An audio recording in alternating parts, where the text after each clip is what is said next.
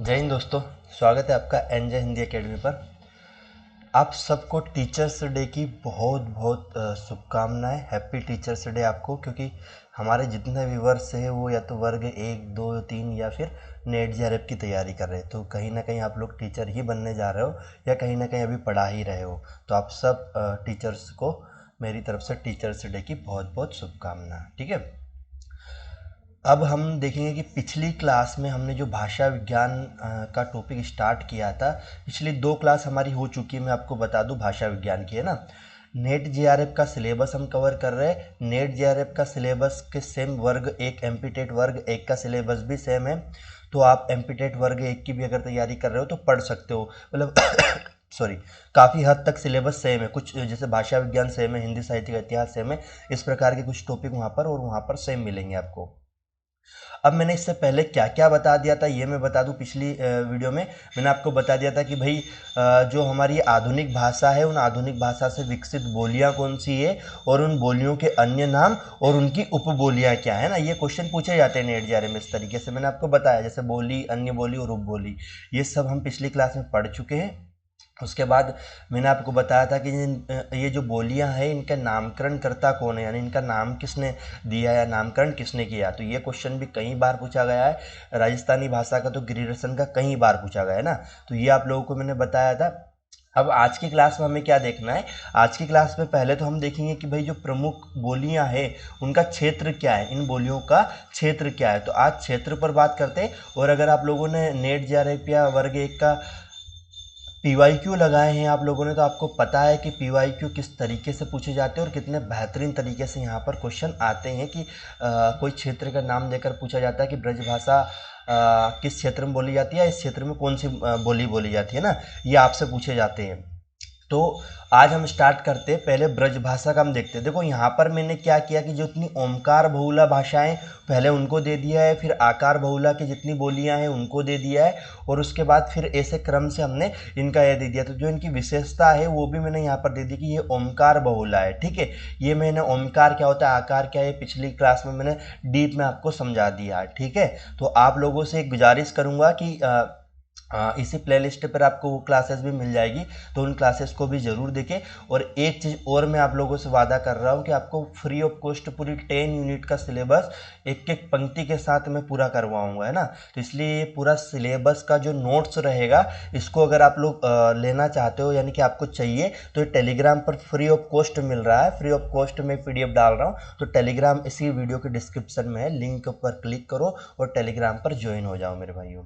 इसके अलावा मैं बाकी बहुत सारे सेशन चला रहा हूँ कि प्रैक्टिस के लिए क्वेश्चन अभी मेरे आ रहे हैं ना, व्याकरण की प्रैक्टिस के लिए अभी आ रहे हैं। मैं साहित्य और भाषा की प्रैक्टिस के लिए बहुत जल्द आप लोगों के लिए पीवाईक्यूज का एक प्रैक्टिस सेशन लेके आऊँगा। ठीक है, लेकिन उसके लिए आप लोगों को चैनल को सब्सक्राइब और वीडियो को लाइक जरूर करना पड़ेगा, ताकि मोटिवेशन मेरा बना रहे। ठीक है, सबसे पहले देखते हैं ब्रज भाषा। ब्रज भाषा का जो क्षेत्र है वो मथुरा, मथुरा के आसपास। देखो इसका केंद्र अगर आपसे पूछे, कभी कभी केंद्र पूछ लेता है, तो केंद्र हमें मथुरा बताना। ब्रज भाषा, ब्रज भाषा एक्चुअल में बोली है, याद रखना है ना।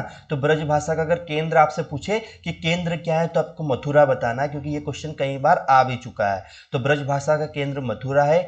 आगरा के क्षेत्र के आसपास ब्रज भाषा बोली जाती है। अलीगढ़ के आसपास बरेली, बदायूं, इटा, मैनपुरी, गुड़वाना, गुड़गांव, भरतपुर और करौली, ये जो क्षेत्र हमारे हैं, जैसे मथुरा हो गया, आगरा हो गया, अलीगढ़ हो गया, बरेली, बदायूं, इटा, मैनपुरी, गुड़गांव, भरतपुर और करौली, इन सब के आसपास का जो क्षेत्र है या ये जो क्षेत्र है, यहाँ पर ब्रज भाषा यानी ब्रज बोली का प्रयोग किया जाता है। ब्रज बोली यहाँ पर बोली जाती है। ठीक है, और ये क्वेश्चन आए हुए क्वेश्चनों का कंटेन है मेरे भाइयों, है ना। ऐसा नहीं है कि कुछ भी हम पढ़ा रहे हैं, आप लोगों PYQ लगा के देख लो। हालांकि इस टॉपिक के बाद, यानी कि जब भाषा विज्ञान खत्म हो जाएगा, 1 या 2 क्लास और हमारी इसके बाद होगी, तो उसके बाद मैं आपको इसको PYQ 2020 से लगाकर 2025 तक जितने PYQ भाषा विज्ञान का है, ये सब मैं आपको सोल्व करवा दूंगा।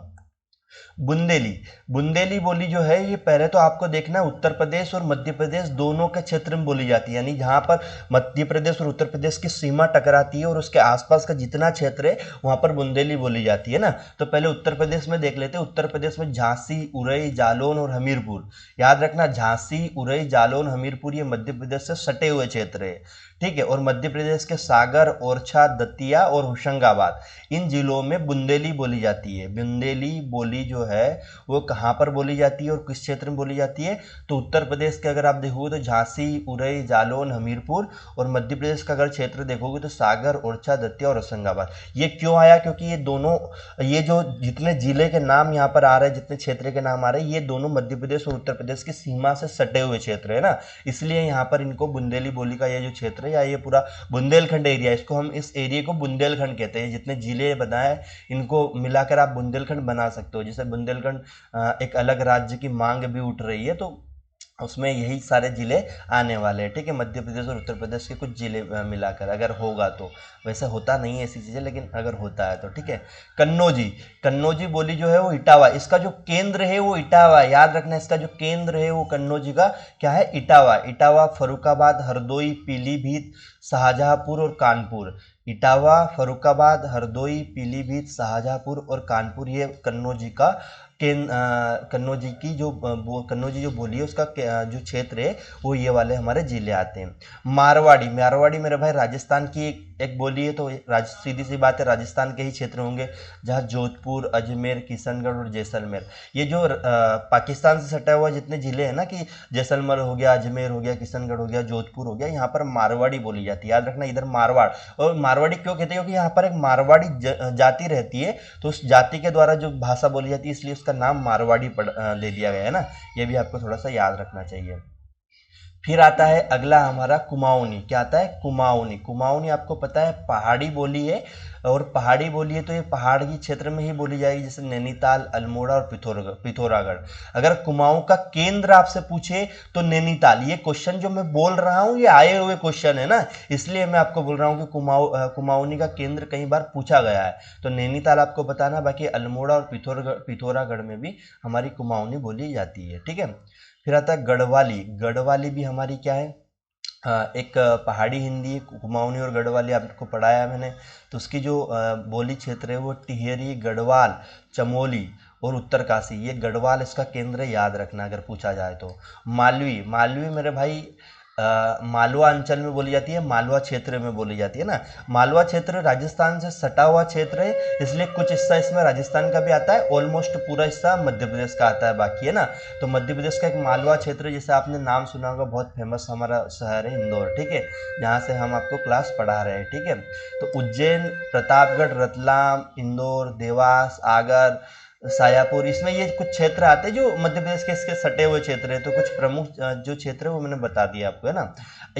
ये थी हमारी ओमकार बहुला की जो बोलियां थी 7। अब याद ये भी रखना है कि ओमकार बहुला में कौन कौन सी बोली आती है, ये भी मैंने यहाँ क्लियर कर दिया है। कभी क्वेश्चन आ जाए कि निम्नलिखित में से कौन सी बोली ओमकार बहुला में है या नहीं है, तो आप कम से कम ये 7 नाम याद कर लेना, ठीक है। अब बात करते ओ आकार बहुला की। किसकी करते? आकार बहुला की।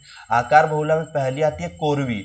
इस कोरवी में आपको याद रखना है कि बिजनौर, रामपुर, मुरादाबाद, मेरठ, मुजफ्फरनगर, सहारनपुर, दिल्ली और गाजियाबाद, ये बोली हमारी कहाँ पर बोली जाती है? कोरवी। इन क्षेत्रों में बोली जाती है, इसको आकार बहुला भी हम कहते हैं ना। कोरवी का अगर आपसे ये पूछे कि इसका केंद्र कहाँ है, तो मेरठ और मुजफ्फरनगर के आसपास का जो केंद्र है, क्षेत्र है, यहाँ पर कोरवी का केंद्र है, ठीक है। याद रखना ये सारे जिलों के नाम या क्षेत्रों के नाम, ठीक है। फिर वो उसी में आता है उदासीन आकार बहुला। आकार बहुला, उदासीन आकार बहुला। अगर आपसे पूछे, ये क्वेश्चन आए हुए, मैं फिर रिपीट कर देता हूं आपको। ये क्वेश्चन पूछा गया है कि निम्नलिखित में से कौन सी आकार बहुला है, तो कोरवी है। निम्नलिखित में से कौन सी उदासीन आकार बहुला है, तो अवधी है ना। और कौन सी इकार बहुला है, तो भोजपुरी है। ये क्वेश्चन बकायदा आए हुए। निम्नलिखित में से कौन सी बोली ओमकार बहुला में आती है या नहीं आती है, ये क्वेश्चन मेरे भाइयों आए हुए हैं। इनको हल्के में मत लेना है, इनको अच्छे से याद कर लेना है ना। जब एग्जाम पेपर में आएंगे पढ़ेंगे तो फिर वही 29 जून वाला सीन होगा कि जब मैं 29 जून को पेपर आपका होगा, उसके बाद मैं रात को 8 बजे लाइव आऊँगा और मैं यहाँ इसी वीडियो के स्क्रीनशॉट आपको बताऊंगा कि देखो ये चीज़ें मैंने बताई थी, यहाँ से डायरेक्ट क्वेश्चन आया हुआ है ना, क्योंकि पिछली बार भी हमारी क्लासेस से लगभग 70 क्वेश्चन आए हुए हैं ना। ये आप लोग हमारे YouTube पर देख सकते हो, लाइव प्रूफ के साथ आपको बताया, 29 जून करके उस क्लास का नाम हमने रखा है, ठीक है। अवधि, अवधि क्या है? उदासीन आकार बहुला। उदासीन आकार बहुला में क्या क्या बोली जाती है? अयोध्या, लखीमपुर खीरी, बहराइच, गोंडा, बाराबंकी, लखनऊ, सीतापुर, उन्नाव, फरीदाबाद। देखो अभी ये इतने सारे नाम याद ना हो कोई दिक्कत नहीं है, कुछ एक मोस्ट इंपोर्टेंट नाम याद रखना है इसका, अयोध्या। अवधि बोली का केंद्र क्या है? अयोध्या, है ना। अयोध्या आपको याद रखना है, अयोध्या याद रखना, और एक फैजाबाद आपको याद रखना है। क्यों याद रखना है? क्योंकि इसके आसपास के क्षेत्र है, अयोध्या हो गया और अयोध्या का जो क्षेत्र है वो फैजाबाद हो हमारा हो जाए, तो ये आपको याद रखना है ना कि अवधि कहाँ बोली जाती है, ये आपको याद रखना ही रखना है, ठीक है। तो ये आपको याद रखना, उदासीन आकार बहुला में हमारी अवधियाँ आती है। और ये अवधि के बाद इसमें एक और यहाँ पर नीचे आपको दिखाई दे रहा होगा, इसको हमने अलग से हाईलाइट नहीं किया, मैं यहाँ कर देता हूँ। ये हमारी बघेली बोली है। बघेली बोली कहाँ बोली जाती है? तो मध्य प्रदेश के रीवा, जबलपुर, मंडला और मिर्जापुर का जो क्षेत्र है, यानी कि मिर्जापुर मध्य प्रदेश में नहीं आता, लेकिन ये हमारा जो क्षेत्र है रीवा, जबलपुर, मंडला और मिर्जापुर जो हमारा उत्तर प्रदेश का कुछ क्षेत्र आता है, तो इसका जो है बघेली यहाँ पर बोली जाती है ना, तो ये बघेलखंड इसको कहते हैं। सीधी सी बात है यार, अब मध्य प्रदेश का जो बघेलखंड क्षेत्र है वहाँ पर बघेली, और जहाँ बुंदेलखंड क्षेत्र है वो बुंदेली बोली जाती है। ज़्यादा कन्फ्यूजन नहीं करना है ना, बस उत्तर प्रदेश के कुछ क्षेत्रों के नाम याद रखना। बघेली बोली छत्तीसगढ़ के भी कुछ क्षेत्र इसमें आते हैं जहाँ पर बघेली बोली जाती है, याद रखना, ठीक है। अवधि हो गया। अवधि में अयोध्या और फैजाबाद का नाम तो याद रखना ही है, बाकी आपको याद रहे ना रहे ये दो नाम याद रख लेना मेरी तरफ से, है ना। ये यहाँ पर अवधि बोली जाती है। फिर आता है हमारी इकार बहुला कौन सी, तो इकार बहुला में भोजपुरी बोली जाती है। और भोजपुरी आपको पता है कि भोजपुरी करके एक क्षेत्र है हमारे बिहार में, वहाँ पर भोजपुरी का एक केंद्र है ना। फिर उसके बाद शाहाबाद, छपरा, चंपारण, गोरखपुर, देवरिया, गाजीपुर, बलिया, बनारस, ये जो हमारे उत्तर प्रदेश के कुछ क्षेत्र है, यहाँ पर भी भोजपुरी बोली जाती है, जो बिहार से सटे हुए क्षेत्र है ना। ये जो बिहार से सटे हुए क्षेत्र है यहाँ पर ये बोली जाती है। तो मैंने आपको ओमकार, आकार, उकार और ईकार बोला, सब मैंने आपको बता दिया है। इनमें कौन कौन सी बोलियां आती है, उन बोलियों का कौन सा क्षेत्र है ये बता दिया। इसके पहले मैंने बोलियों के नामकरण बता दिए, बोली उनका उपबोली कौन सी है और उनके अन्य नाम कौन से हैं, ये सारी चीज़ें ये सिक्वेंस से पूरी मैंने आपको बताई है। तो ये हमारा ये वाला जो टॉपिक है ये ख़त्म होता है। अब इसके बाद हमारा एक नई चीज़ स्टार्ट होती है, लिपि वाली बात करते हैं। देखो मैंने आपको बोली देखो भाषा में कहाँ से स्टार्ट किया था, मैं आपको एक बार थोड़ा सा रिकॉल करा देता हूँ ताकि आप पुराने वीडियो को अगर कोई न्यू व्यूअर से जुड़ा है तो देख पाएगा। भाषा में हमने स्टार्ट किया था, भाषा की परिभाषा से स्टार्ट किया था। तो भाषा की परिभाषा चलो यहाँ पर लिख के बता देता हूँ मैं। भाषा की परिभाषा हमने दी थी। फिर उसके बाद भाषा के जो प्रकार, भाषा के जो विकास का प्रकार है ना, भाषा का जो विकास है कैसे हुआ है ना, तो उसमें मैंने आपको बताया कि भाई सबसे पहले हमने कैसे चीज़ें देखी थी, ये सारा चीज़ें मैंने आपको यहाँ पर बताया। फिर उसके बाद हमने विश्व में भाषाओं का जो वर्गीकरण है, विश्व में भाषा का वर्गीकरण जिसमें आकृति मूलक और पारिवारिक वर्गीकरण, ये मैंने आपको बताया।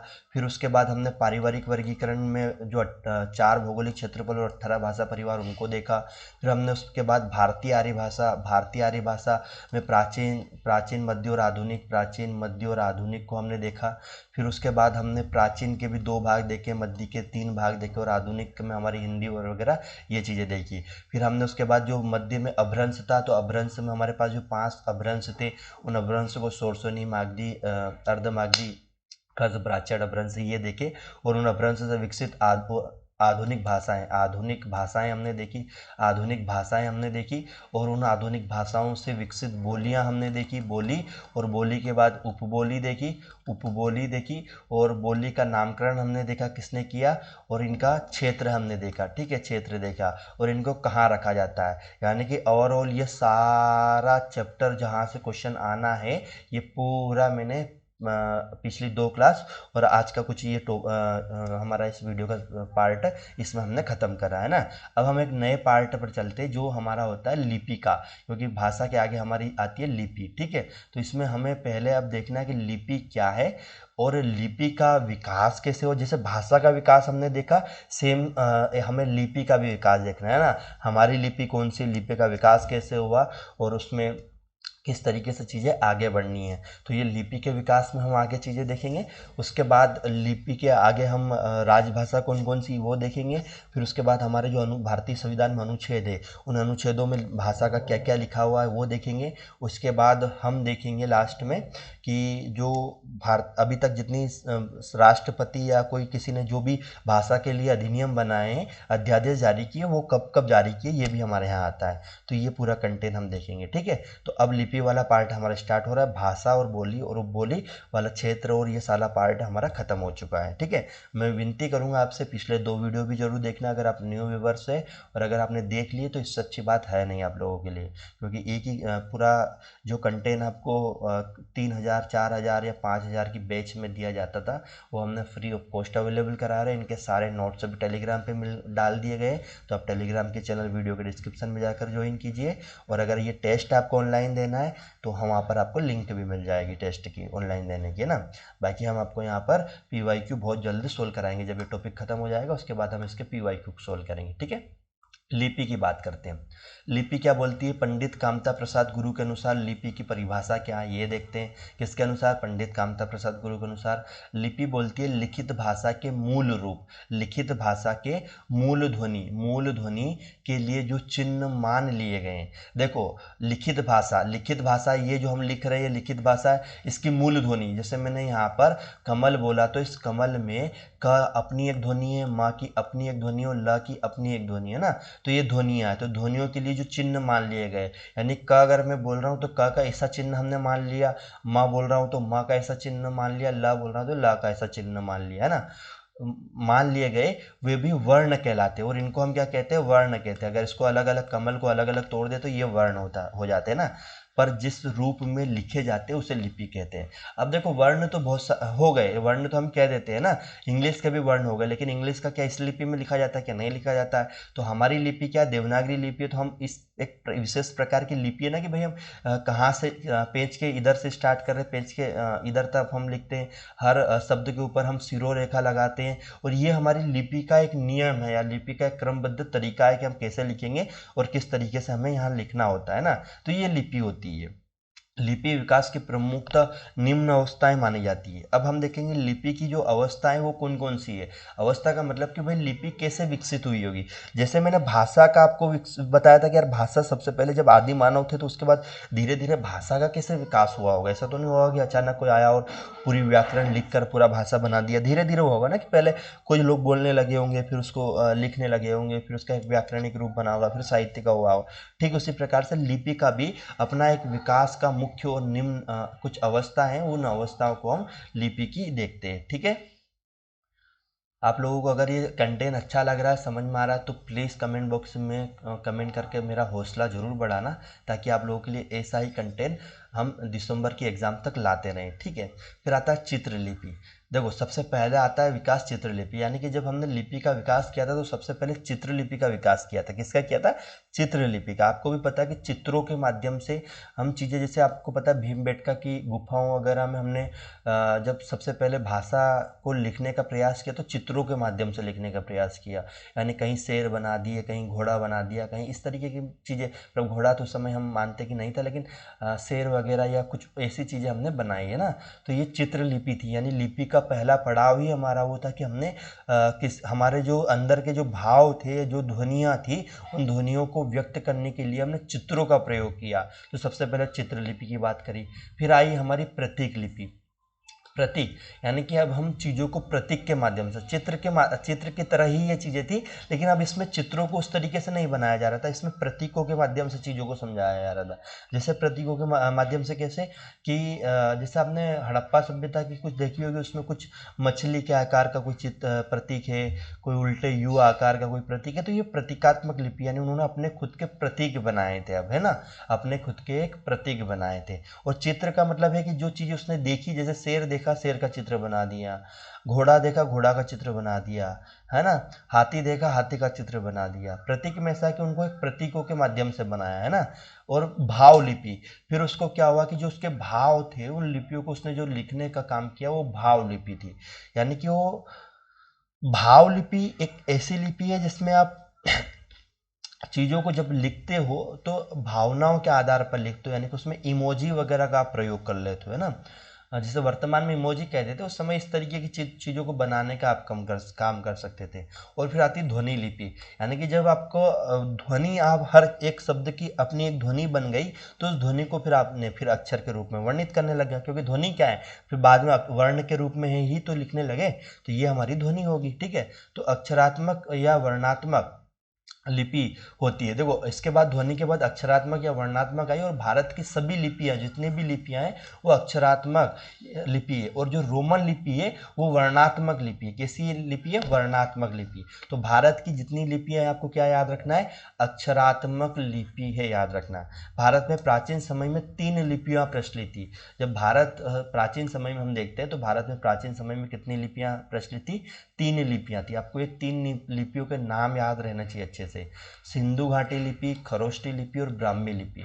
मैं फिर रिपीट कर रहा हूँ, सिंधु घाटी लिपि, खरोष्टी लिपि और ब्राह्मी लिपि, ये भारत की प्राचीन 3 लिपियों के नाम है, सिंधु, खरोष्टी और ब्राह्मी लिपि, ठीक है।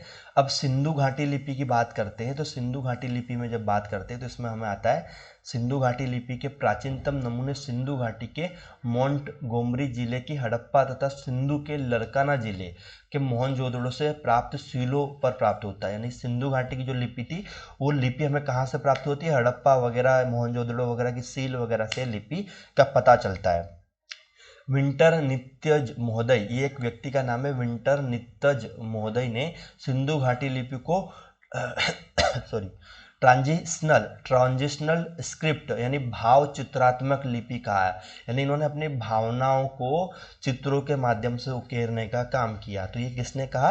विंटर नितिज महोदय ने सिंधु घाटी लिपि जो थी उसको ट्रांजिशनल स्क्रिप्ट कहा है, ठीक है, यानी कि भाव चित्रात्मक लिपि कहा है। फिर आता है सिंधु घाटी लिपि की ध्वनि चिन्हों की संख्या को लेकर विद्वानों में मतभेद है। कैसे मतभेद है? जैसे कि मैं आपको बताता हूँ कि कुछ विद्वान सिंधु घाटी की लिपि की ध्वनियाँ जो है वो हंटर कितना मानते हैं? 253 मानते हैं, ध्वनि चिन्हों की संख्या 253 मानते हैं।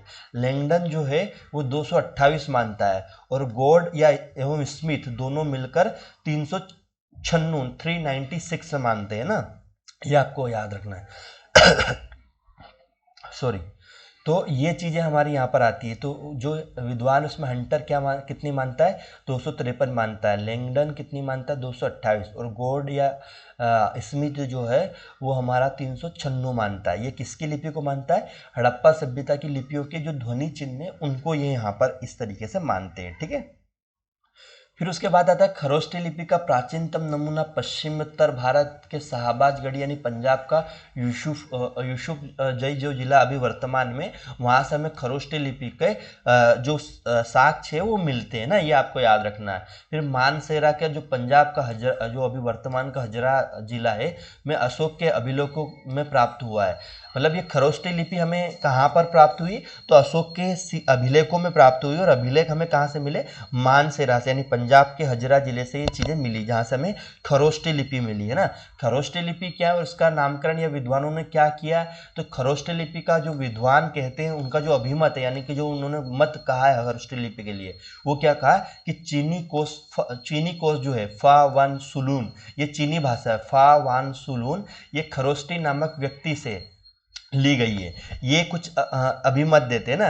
जैसे मैं यहाँ पर बताता हूँ, डॉक्टर राजबली पांडे जो है चीनी कोश, यानी कि चीनी कोश का मतलब होता है चीनी भाषा विद एक व्यक्ति है, उनके कोश से यानी उनके ग्रंथ से हमें मिलता है कि जिनका नाम है फा वान सुलून, वो क्या बोलते हैं, खरोष्टी नामक व्यक्ति से खरोष्टी लिपि का नामकरण हुआ है, वो ये मानते हैं। डॉक्टर राजबली पांडे क्या मानते हैं, वो कहते हैं खर यानी गधे के ओष्ठ के समान इस लिपि का लिखना होता है, इसलिए इसको खरोष्टी कहा गया। डॉक्टर सुनीति कुमार चटर्जी क्या कहती है कि खरोष्ट, खरोष्ट से खरोष्टी बनाए, खरोष्ट से खरोष्टी बनाए, डॉक्टर सुनीति कुमार चटर्जी कहते हैं। अब आप कहोगे सर क्या ये सब याद रखना है हमें? बिल्कुल, कुछ चीज़ें याद रह जाए तो अच्छी बात है, हालांकि इतना डीप में अभी तक पूछा नहीं गया, लेकिन आप फिर भी याद रख लो एक अपने नॉलेज के लिए ना कि चीज़ें कैसे बनती है। तो खरोष्टी दाएं से बाएं लिखी जाती है, ये क्वेश्चन जरूर पूछा गया है और कई बार पूछा गया PYQ नेट में, है ना, ये कई बार कि खरोष्टी कहाँ से कहाँ लिखी जाती है, तो दाएं से बाएं लिखी जाती है, याद रखना। इसमें 37 वर्ण होते हैं, जिसमें 5 स्वर और 11 व्यंजन होते हैं, तथा इसमें संयुक्त अक्षरों का सर्वथा अभाव होता है। संयुक्त अक्षरों का मतलब होता है दो वर्णों से मिलकर जो एक वर्ण बनता है, वो इसमें नहीं होता है खरोष्टी लिपि में, है ना। ये आपको खरोष्टी लिपि की कुछ विशेषता याद रखना, कितने वर्ण होते हैं, कितने स्वर और कितने व्यंजन होते हैं, क्योंकि उसने दाएं से बाएं तो पूछ लिया है, अब हो सकता है एक कदम और आगे जाकर ये भी पूछे आपसे, ठीक है। फिर उसके बाद हमारा आता है ब्राह्मी लिपि। क्या आता है? ब्राह्मी लिपि के प्राचीनतम नमूने बस्ती जिले में प्राप्त पिपरा के स्तूप में तथा अजमेर जिले के बडली गांव के शिलालेख में मिले हैं। मैं फिर रिपीट कर रहा हूँ, ब्राह्मी लिपि के प्राचीनतम नमूने जो है वो हमें, देखो खरोष्टी के बाद अब आती है ब्राह्मी लिपि, याद रखना है ना। और ब्राह्मी लिपि के प्राचीनतम नमूने जो है हमें बस्ती जिले में प्राप्त पिपरिया के स्तूप में तथा अजमेर जिले के बडगी गांव के शिलालेख में मिलते हैं। अच्छा, ये खरोष्टी ब्राह्मी और ये क्यों बता रहा हूँ, क्योंकि यहाँ ऊपर मैंने आपको अभी बताया है। चलो ऊपर एक बार फिर से आपको बता दूं कि ये चीज़ें हम पढ़ क्यों रहे हैं।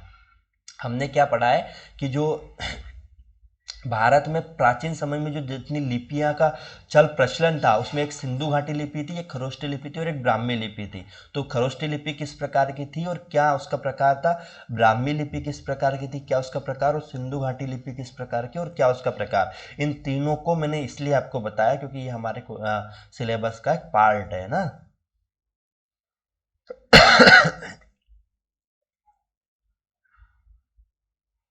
अब ब्राह्मी लिपि की बात करते हैं, तो ब्राह्मी लिपि का नामकरण कैसे पड़ा, इस पर विभिन्न जो विद्वान हैं उनके क्या मत है ये देखते हैं। तो ब्रह्मा द्वारा निर्मित लिपि को ब्राह्मी लिपि कहलाई। ब्रह्मा द्वारा यानी कुछ लोग ये मानते हैं कि भगवान ब्रह्मा ने इस लिपि का निर्माण किया, इसलिए हम इस लिपि को ब्राह्मी लिपि कहेंगे। ये आपको याद रखना है ये पॉइंट। ये सही गलत माता की ब्राह्मी लिपि के बारे में निम्नलिखित में से कौन सा सही है या कौन सा गलत है, ये क्वेश्चन आते हैं नेट जीआरएफ में, याद रखना मेरे भाइयों। तो उसमें क्या पूछा, ब्रह्मा द्वारा निर्मित लिपि ब्राह्मी लिपि कहलाई। नंबर एक बात तो ये फैक्ट भी याद रखना, अगर वहाँ पूछ ले कि कौन सा गलत है, तो ये अगर लिखा है तो भाई ये सही है, फिर उसके बाद लिखा है तो कि ये भी सही है, तो गलत जो होगा, जो इसमें नहीं है वो गलत हो जाएगा, तो ये याद रखना आपको। फिर आता है ब्रह्मा, ब्रह्म यानी वेद या ज्ञान, ब्रह्म क्या होता है, वेद या ज्ञान की रक्षार्थ लिपि ब्रह्मी लिपि कहलाई। यानी फिर कुछ विद्वानों ने कहा कि जो वेद और ज्ञान के लिए जो रक्षा के लिए जिन लिपियों को बनाया गया, यानी कुल मिला के इन लिपियों को लिखित मतलब इन वेदों को और इन ग्रंथों को हमारे लिखित रूप में दूसरी पीढ़ी तक पहुंचाने के लिए जिस लिपि का हमने प्रयोग किया वो हमारी ब्राह्मी लिपि कहलाई, ये इन्होंने माना। तीसरा पॉइंट हमारा आता है कि ब्राह्मणों द्वारा निर्मित या प्रयुक्त लिपि ब्राह्मी लिपि कहलाई। तीसरा क्या आता है कि ब्राह्मणों द्वारा जो प्रयुक्त लिपि थी वो ब्राह्मी लिपि कहलाई। देखो दूसरा और तीसरा पॉइंट लगभग सेम है, क्योंकि उस समय जो वेद और पुराण लिखे थे ये सब लिखे भी ब्राह्मणों ने थे ना। तो ब्राह्मणों द्वारा जो लिपि निर्मित हुई, क्योंकि जो व्यक्ति जिस ग्रंथ को लिख रहा है वही लिपि का निर्माण किया हुआ उस समय, तो जिस लिपि का विकास करने वाले व्यक्ति को ब्राह्मण हम कह सकते हैं। चलो अगला आता है चीनी विश्वकोश, वान सु लीन। चीनी विश्वकोश यानी कि ये जो भाषा का एक ग्रंथ है, उसमें 668 के अनुसार ब्रह्मा नामक आचार्य के आधार पर ब्राह्मी कहलाई। यानी कि ब्रह्मा नामक एक आचार्य थे ना। अब पहले तो हमने देख लिया कि ब्रह्मा के नाम पर, यानी ब्रह्मा भगवान के नाम पर जो एक के द्वारा जो लिपि बनाई गई उसको ब्रह्मा कहा गया। अब क्या पढ़ रहे कि चीनी विश्वकोश फावान सुलून ने क्या कहा, जो कि 668 में प्रकाशित हुआ था ईस्वी में। उन्होंने कहा कि यार ब्रह्मा नामक आचार्य के द्वारा जो जिस लिपि का प्रयोग किया गया या उनके द्वारा जिस लिपि को कहा गया, इसलिए उस लिपि को ब्राह्मी लिपि कह दिया गया। तो एक ये याद रखना। फिर आता है ब्राह्मी लिपि की उत्पत्ति को लेकर मुख्यतः दो मत है। पहला, यह भारतीय लिपि है, दूसरा यह विदेशी लिपि है। मतलब ये दो मत अलग अलग मत है। तो पहले हम दोनों मतों को देख लेते हैं कि कौन सा मत सही है और कौन सा मत गलत है, या कौन से मत में क्या तार्किकता है।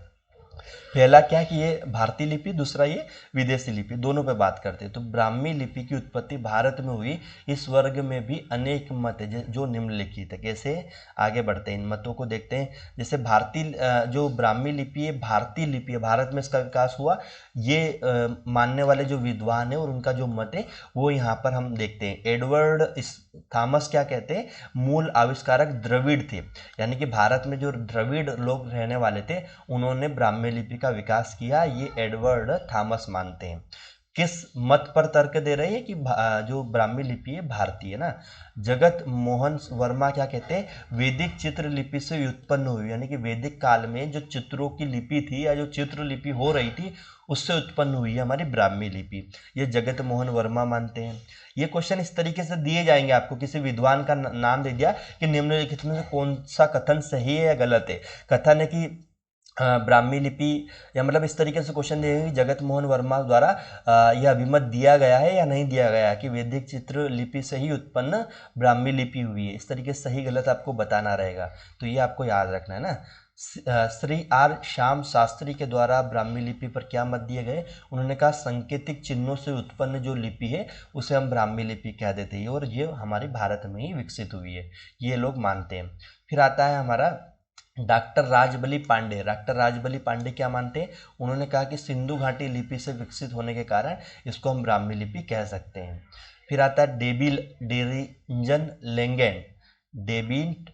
डेरिंजन लेंगेंड जो है वो मानते हैं कि आर्यों की पुरानी चित्रलिपि से विकसित हुई। आर्य जो थे, आर्यों की पुरानी जो चित्रलिपि थी उससे विकसित हुई। ये चीज़ ऊपर भी एक और व्यक्ति ने बताया था, उनका नाम है हमारा, देखो वैदिक चित्र या आर्य की एक ही बात है ना।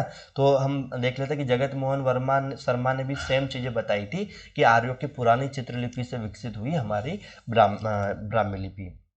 फिर आता है डॉक्टर भोलाराम तिवारी के अनुसार, वो कहते हैं हड़प्पा या मोहनजोदड़ो की जो लिपि थी उसके बाद उस लिपि से जो विकसित हुई वो हमारी ब्राह्मी लिपि है। ये सारे लोग ये मानते हैं कि ब्राह्मी लिपि का विकास भारत में ही हुआ है या उसकी उत्पत्ति भारत में ही हुई है, तो उस पर इन लोगों ने मत दिया है ना। अब आपसे ये मत ऐसे पूछे जा सकते हैं कि ब्राह्मी लिपि के आधार पर निम्नलिखित में से कौन सा मत सही है या गलत है, या किसका है किसका नहीं है, इस तरीके से क्वेश्चन पूछे जाते हैं, तो आपको याद रखना है ना। फिर उसके बाद आता है ब्राह्मी लिपि पर विदेशों में उत्पन्न जो तर्क दिए कि ये विदेश में उत्पन्न हुई है, ये किन किन व्यक्तियों ने तर्क दिए ये मैं आपको बता देता हूँ। तो ये तर्क देने में हमारे पहले व्यक्ति आते हैं doctor Alfred Müller James Prinsep और सेनार्ट। ये तीन व्यक्ति एक साथ ये बोलते हैं कि जो ब्राह्मी लिपि है उसकी उत्पत्ति विदेश में हुई। क्या देते हैं उसके ऊपर तर्क, कहते हैं कि यूनानी या योनानी से उत्पन्न इस लिपि को हम ब्राह्मी लिपि कहते हैं, यानी यूनान में जो लिपि उत्पन्न हुई थी यूनानी, उससे हम इस लिपि को कहते हैं कि उससे विकसित हुई हमारी ब्राह्मी लिपि। फिर आता है डॉक्टर बुलर, डॉक्टर डेविड और गिरजर, डॉक्टर डेविड गिरजर और डॉक्टर शामी। देखो डॉक्टर बूलर, डॉक्टर डेविड डिरजर और डॉक्टर शामी ने क्या इसका यो माना है, इन्होंने माना है कि इन्होंने क्या माना है, इन्होंने इसका तो चलो यहाँ लिखा नहीं है ना, चलो ये छोड़, ये टाइपिंग में उसने गलत किया ना। चलो वेबर और बेनफ्रे जॉनसन ने क्या माना, फेनेशिया से उत्पन्न है। आप कह सकते हो कि सर हमें इतना डीप आप क्यों पढ़ा रहे हो, तो मेरे भाइयों इसका एक सबसे बड़ा कारण ये है कि इस तरीके के क्वेश्चन अब बनने लग गए, इस तरीके से क्वेश्चन पूछे जाते हैं, तो कम से कम आपको ये नॉलेज होना चाहिए ना, कम से कम एक रीड तो आपको ये चीज़ों पर करना ही चाहिए। बाकी फिर आप इंपॉर्टेंट टॉपिक पढ़ सकते हो ना, लेकिन एक रीड तो बनता है इसका। ब्राह्मी लिपि का विकास क्रम क्या है, तो ब्राह्मी लिपि का विकास जो है प्रोफेसर बूलर के अनुसार ब्राह्मी लिपि में 41 अक्षर यानी कि वर्ण जिसे लेटर कहते हैं, जिसमें से 9 स्वर है और 32 व्यंजन है। ये प्रोफेसर बूलर मानते हैं इसके विकास के क्रम में ना। ब्राह्मी लिपि के विकास का क्रम इस प्रकार है, जैसे सबसे पहले क्या हुआ था, ब्राह्मी लिपि आई है ना। ब्राह्मी लिपि का विकास कैसे हुआ, देखो ब्राह्मी लिपि का विकास तक कैसे आया, मतलब ब्राह्मी लिपि कैसे बनी, तो वो विकास क्रम तो मैंने बता दिया कि भारतीय आचार्य, भारतीय मत क्या है और विदेशी मत क्या है, और किसने क्या माना कि किसके बाद इसका, किसी ने हड़प्पा से माना, किसी ने आर्यों से माना, किसी ने यूनान से माना, ये सब ब्राह्मी लिपि तक। लेकिन जब ब्राह्मी लिपि विकसित हो गई तो अब इससे आगे लिपियों का विकास कैसे हुआ भारत में, तो ब्राह्मी लिपि के बाद ब्राह्मी लिपि का जो है दो पार्टों में बांटा गया ब्राह्मी लिपि को, है ना। ब्राह्मी लिपि को दो पार्ट में, पहला दक्षिणी ब्राह्मी और दूसरा उत्तर ब्राह्मी, ठीक है। दक्षिणी ब्राह्मी में क्या क्या आया और उत्तर ब्राह्मी का विकास कैसे हुआ ये आगे देखेंगे। सॉरी, ब्राह्मी लिपि का जो विकास आगे, ये हमारा लिपि का विकास में भी आपको बताना है, लिपि का विकास कैसे हुआ ये आपको बताना है इस तरीके से ब्राह्मी लिपि को, है ना, कि ऊपर ब्राह्मी लिपि लिखोगे, जब पूछे जाएगा कि लिपि का विकास कैसे हुआ तो आपको बताना कि ब्राह्मी लिपि के बाद दो पार्ट में ब्राह्मी लिपि को बांटा गया, दक्षिण ब्राह्मी, उत्तर ब्राह्मी।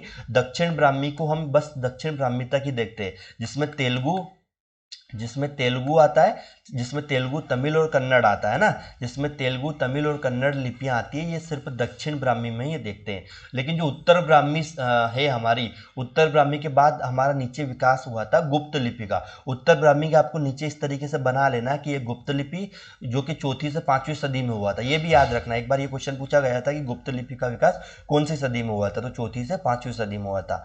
तो देखो ब्राह्मी लिपि, उसके दो पार्ट, दक्षिण ब्राह्मी, उत्तर ब्राह्मी। दक्षिण ब्राह्मी में तमिल, तेलुगु, कन्नड़ विकास हुआ, ये यहीं पर छोड़ दो इसको, ये हमारे काम का नहीं है आगे। फिर हमें उत्तर ब्राह्मी में देखना, उत्तर ब्राह्मी का विकास गुप्त लिपि में हुआ, गुप्त लिपि का 4वीं से 5वीं सदी में हुआ। फिर गुप्त लिपि से हुआ सिद्ध मात्रिक या कुटिल लिपि, इसका नाम सिद्ध मात्रिक भी आ सकता है या कुटिल भी आ सकता है, याद रखना। तो सिद्ध मात्रिक या कुटिल, गुप्त लिपि के बाद सिद्ध मात्रिक आया या उसको कुटिल कहते हैं, है ना। इसका विकास इससे हुआ, और फिर इसके बाद इसका फिर दो पार्ट में विकास हुआ। कितने पार्ट में हुआ, फिर दो पार्ट में इसका विकास हुआ। कौन कौन से दो पार्ट है, पहला पार्ट है देवनागरी लिपि जो कि 9वीं सदी में हुआ, और दूसरा है शारदा लिपि जिसका 10वीं शताब्दी में हुआ। तो आपको देवनागरी लिपि का विकास बताना, तो कैसे बताओगे कि पहले तो ब्राह्मी लिपि आई, फिर उसके बाद उत्तर ब्राह्मी आई, फिर हमारी गुप्त आई, फिर हमारी कुटिल आई, फिर हमारी कुटिल आई, और फिर हमारी देवनागरी आई। तो आपको देवनागरी का जो विकास है इस तरीके से पूछा जा सकता है कि ब्राह्मी, उत्तर ब्राह्मी, गुप्त, कुटिल और देवनागरी। ये क्वेश्चन इस तरीके से पूछे जा सकते हैं देवनागरी लिपि के विकास में। याद रखना है कि नीचे जो सिद्ध मात्रिक कुटिल लिपि है उसका दो पार्ट में विकास हुआ है, एक देवनागरी और एक शारदा। देवनागरी का 9वीं शताब्दी में और शारदा लिपि का 10वीं शताब्दी में हुआ। ये सारी चीजें आपको लिपि में याद रखना ही रखना है मेरे भाइयों, ठीक है। क्लियर हुआ है यहाँ तक, किसी को डाउट है यहाँ तक? चलो इसके बाद देवनागरी लिपि की विशेषता है, देवनागरी लिपि कैसे बनी, किस तरीके से बनी, ये सारा पार्ट हमारे इसके बाद है ना। तो ये हम अब अगली क्लास में देखेंगे, क्योंकि आज मेरा गला बहुत ख़राब हो रहा है, मेरे बोलने में बहुत दिक्कत आ रही है, तो इसलिए इसको अब अगली क्लास में देखेंगे, ठीक है स्टूडेंट। तो हाँ चलो, इसके पुरानी वाली क्लासेस आप लोग देख लेना, बाकी मिलते हैं अगली क्लास में। Bye bye, take care student. अगर आप न्यू व्यूवर्स है तो प्लीज़ चैनल को सब्सक्राइब, वीडियो को लाइक करना और टेलीग्राम चैनल जरूर ज्वाइन करना, क्योंकि सारी PDF वहीं पर मिलने वाली है।